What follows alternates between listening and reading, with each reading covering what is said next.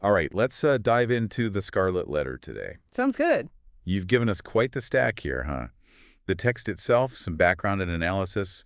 Looks like we're going pretty deep. Absolutely. We're going way beyond just like a plot summary here. It's like, you've seen the movie. Yeah. But now we're going behind the scenes. We're going to figure out the director's vision. Ooh, I like that. Behind the scenes. Okay, so where do we even begin? Well, right away, Hawthorne throws us this curveball, Yeah. the Custom House intro. He's telling us all about his life, his family history. Yeah, it's like, hold on. I thought we were here for Hester, not for, your family tree. Right. But there's a reason. He's setting us up for the themes of the novel. Okay. He talks about his ancestor, the judge, Yeah. the one known for being harsh, especially during the Salem witch trials. Oh, right. Okay, so he's not just rambling. He's... No. He's connecting his family's past to the Puritan world he's writing about. That's actually really interesting. So he's kind of making it personal, in a way. Exactly. And don't forget, this was published in 1850. Oh, right. America was still wrestling with its Puritan roots. So he's commenting on how that past still affects us, even if we don't see it. Yes. And he's making us think about how our own backgrounds shape how we judge others. Whoa. Okay. Deep stuff right off the bat. Right. And speaking of judgment, let's move to the setting. 17th century Boston, a Puritan community where sin is a big public deal. Oh, yeah. It's not just a personal thing. It's like everyone's business. Exactly. And Hawthorne really shows us that, not just tells us. Yeah, that description of the prison door. Yes. Heavily timbered with oak and studded with iron spikes. It's like super intense. Right. It's like the physical embodiment of their whole worldview. Like unforgiving. Unforgiving. But then right next to this symbol of punishment, there's a rose bush blooming. Oh, yeah, I remember that. Like a little bit of hope. Exactly. It's like he's saying, even here, there's beauty. There's resilience. It's that contrast, that tension between, darkness and light that we'll see throughout the whole book. Absolutely. And it's not just the prison door and the rose bush. Every detail matters. Take Governor Bellingham's mansion. Remember how it's decorated? Remind me. Fragments of broken glass. Oh, right. It's beautiful, but also, kind of dangerous. Exactly. It hints at the hypocrisy, the hidden darkness, even in the respectable parts of society. Man, Hawthorne was sneaky with his symbolism.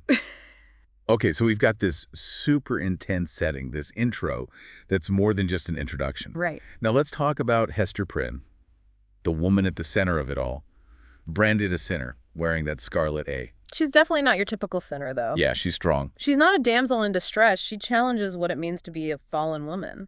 I mean, she could have just, fallen apart, but she doesn't. Not at all. She holds her head high, embraces her individuality. It's almost like the Scarlet Letter becomes, well, not a good thing, but... It becomes part of her. Yeah. And she makes it beautiful, Who else would embroider their mark of shame like that? Exactly. She's not letting them define her. And it's not just outward appearances. She's resourceful, independent, fiercely protective of Pearl. Speaking of Pearl, she's something else, described as a living hieroglyphic of their sin. She's this wild, untamed spirit, full of life and mischief. Yeah, like she represents that part of human nature that can't be controlled. Exactly. She challenges the Puritans' rules just by existing. And she's obsessed with that Scarlet Letter even before she understands it. There's that scene where she decorates it with burrs, mimicking its shape. It's playful and a little disturbing. Right. It's like she's trying to figure out what it means, what her place is in this world that already sees her as, a product of sin. And that raises a question. Is Pearl just a punishment? Or is she something more? A symbol of their love, their resilience? Ooh, that's a good one. Okay, so we've got Hester, strong and independent. Pearl, this wild child. And there's Dimmesdale, the other half of this love triangle, the one who's really suffering, hiding his sin. He's the perfect example of repressed guilt. Unlike Hester, he internalizes everything. And it eats him alive, literally. Exactly. He gets weaker, withdrawn, haunted by this secret. Hawthorne calls it a terrible machinery. Yes. It's like this machine inside him, churning away, driving him towards self-destruction. It's like Hawthorne was a psychologist way before psychology was a thing. Right. He's showing us how guilt can twist our minds. It's timeless and incredibly relevant. We still struggle with guilt and shame today. Yeah, maybe not in such a dramatic way, but still. Exactly. And Dimmesdale's struggle is a reflection of that. It's about the destructive power of unacknowledged guilt. Okay, this is getting intense. And we haven't even talked about Chillingworth yet. Hester's husband, lurking in the shadows. Ah, yes, Chillingworth, the embodiment of vengeance. He's creepy. He is, but he's also complex. He's fascinated by Dimmesdale's torment, like he's conducting an experiment. Yeah, and his appearance gets more and more grotesque as the story goes on, like his insides are coming out. It's brilliant symbolism. Wow. Hawthorne's showing us how hatred can twist a person, just like guilt can. Wow. So complex characters, each with their own demons. Yes. A setting that's practically a character itself. I'm starting to see why this book is a classic. It is. And we've only just begun to scratch the surface. There's so much more to explore. The themes, the symbolism. Oh, I'm ready. Bring on the next layer. Okay, so let's dig into some of those deeper themes in the Scarlet Letter. We've got the characters, we've got the setting. Right, that super intense setting. Now let's talk about what Hawthorne is really trying to say. And one of the big ones, maybe the most obvious, is sin. Well, yeah, I mean, it's right there in the title. Right. But Hawthorne goes beyond the surface. He's not just talking about breaking rules. He's interested in what sin does to a person, psychologically. Okay, yeah, like Dimmesdale. He's practically destroying himself with guilt. Exactly. It's eating him alive. But then you have Hester. She's publicly shamed, but in a way she seems more free. That's interesting, because she's accepted it. She's not hiding. Right. And that lets her move on in a way that Dimmesdale can't. It makes you think, you know? Yeah. About how we try to bury our mistakes. Oh, totally. Like if I just ignore it, maybe it'll go away. But it doesn't, does it? Maybe there's something to be said for facing our, our dark side. Ooh, that's deep. Like ripping off a Band-Aid. It hurts, but then it's over. And I think that's really relevant today. We're so obsessed with perfection, especially online. But the Scarlet Letter reminds us that it's okay to be flawed. Yeah, to be human. Okay, so sin and how it affects us. What else? Oh, I remember hypocrisy was a big one too. Oh, huge. The Puritans are full of it. Outwardly pious, but secretly judging everyone. Yeah. And probably hiding their own stuff. Exactly. It's that gap between what they say and what they do, and Hawthorne is brilliant at showing that. Which, honestly, is so human, right? We see it all the time. Yeah. People who talk the talk but don't walk the walk. Exactly. And that's why this book still matters. It shows us these timeless truths about ourselves, the good and the bad. Okay, so sin, hypocrisy. What about redemption?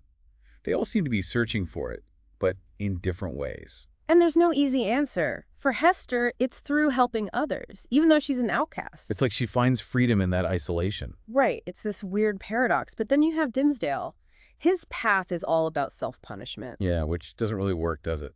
Not at all. He never finds peace. And I think Hawthorne is saying that real redemption requires honesty with ourselves and with others. Wow. So we've got facing our shadows, finding strength, forgiveness. It's all connecting. Exactly. And Hester shows us that even when things are terrible, we can still choose how we respond. We can be resilient. And that is a lesson I think we all need sometimes. It's easy to let setbacks define us. But we have a choice. And then there's that idea of authenticity over appearances. Like, the Puritans were obsessed with looking good, but what's underneath? Right. It's all fake. And it feels very relevant now with social media and everything. Like, are we being real or just projecting an image? That's the question Hawthorne is asking. What really matters? Being true to yourself or what others think? Okay, yeah, that one hits home. Be yourself, right? Yeah. Because everyone else is taken. And that takes us back to forgiveness. Dimmesdale can't forgive himself, and it destroys him.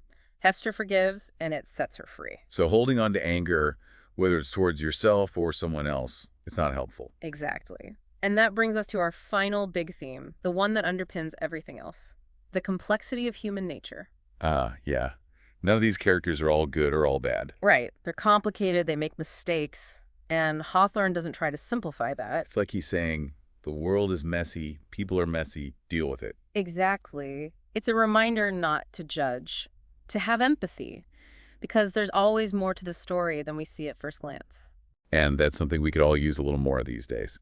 Okay, so we've got the complex characters, the hypocrisy, but there's one more piece I remember that adds to this. The contrast between nature and society. Oh, yes. That's a big one. The forest, right? That's where things get interesting. It's like this space outside of the Puritans' control where the rules don't apply. Yeah. Like when Hester and Dimmesdale meet in the forest. It's the only place they can be honest. Exactly. It represents this wild, untamed part of human nature, the part that wants freedom. And it makes you wonder, How much do we have to sacrifice to fit in? How much of ourselves do we hide? That's a question Hawthorne keeps asking throughout the book, and it's one we still ask ourselves today. Wow, so it's not just about adultery in Puritan Boston. It's really about all of us, our struggles, our desires. Exactly. It's about being human. And there's so much more we could unpack here, but I think it's time to take a break. Let all this sink in. Yeah, my brain needs a minute to process all of this. But when we come back, we promised some practical takeaways. We did. So next, we'll take all these big themes and turn them into 5 life lessons we can actually use. All right, I'm ready for those life lessons. Give me those takeaways. Okay, so lesson number 1, straight from Dimmesdale's, downfall. Yeah, that was pretty rough. Right. Hiding your mistakes, never a good idea. It just makes things worse. Exactly. So face your shadows. Be honest with yourself. Acknowledge those flaws. Don't be like Dimmesdale. Got it. Good. Lesson number 2, think about Hester. Oh, yeah, she was amazing. Right. Publicly shamed, but she finds this inner strength. She doesn't let it break her. So find strength in adversity. Life's going to throw you curveballs. It does that a lot. But you have a choice. You can crumble or you can rise above. Love that. Okay, what's next? Forgiveness. Big one. Hester forgives, Dimmesdale doesn't. See the difference? Yeah, one ends up way better than the other. Right. Holding on to anger, resentment, it only hurts you. It's like they say, forgiveness is a gift you give yourself. Exactly. All right, number 4.